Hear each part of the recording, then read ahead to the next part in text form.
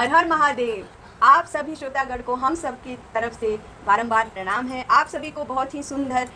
शिव जी का भजन हम सुनाने जा रहे हैं। कृपया सुनिएगा और पसंद आए तो लाइक करने से पीछे मत हटिएगा, जरूर लाइक करिएगा, तभी भगवान भी आपको लाइक करेंगे। और अन्य लोगों में भी ये धर्म के भजन को शेयर करिएगा कि ज़्यादा से ज़्यादा लोग गाएं हम लोग का ये हर कीर्तन। तो आइए सुनते हैं ये सुंदर सा भजन। बसना मोरे नगरी हे भोले बाबा, बसना मोरे नगरी हे भोले बाबा, बसना मोरा नगरी हे भोले बाबा, हे भोले बाबा,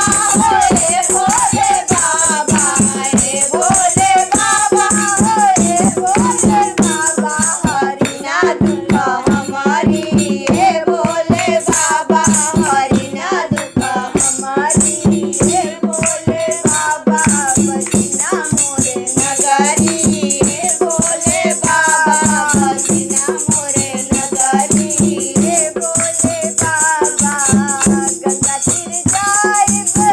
जल भर लाइब, गंगा तीर जाइब जल भर के लाइब, गंगा तीर जाइब जल भर के लाइब, हर हर बोल के बाबा तो पे चढ़ाइब, हर हर बोल के बाबा तो पे चढ़ाइब, हर हर बोल के हम तो पे चढ़ाइब, तो पे चढ़ाइब, तो पे चढ़ाइब, तो पे चढ़ाइब, तो पे चढ़ाइब, सब भांग रगरी हे भोले बाबा पे, सब भांग रगरी हे भोले बाबा, हरि ना दुख हमारी हे भोले बाबा, हरि ना दुख हमारी हे भोले बाबा, कामधेनु गैया के दूधवा ले आइब, कामधेनु गैया के दूधवा ले आइब, कामधेनु गैया के दूधवा ले आइब, दोनों हाथ जोड़ के हम तोहके चढ़ाइब,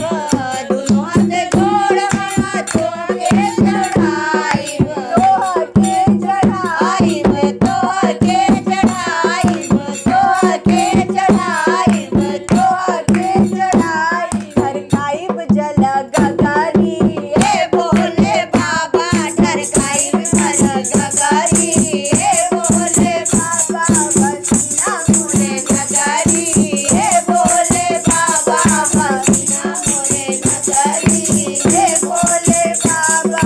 हे भोले बाबा हो हे भोले बाबा,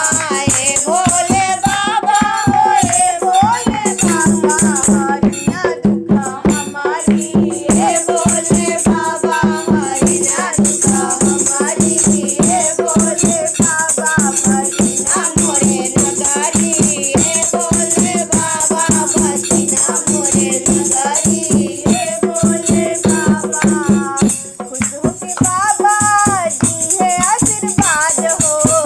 खुश होके बाबा जी है आशीर्वाद हो,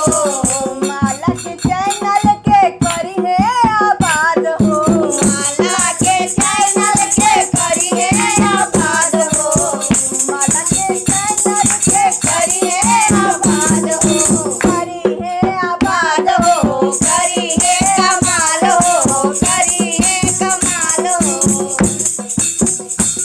माला सुनई है कजरी हे भोले बाबा, माला सुनई है कजरी हे भोले बाबा,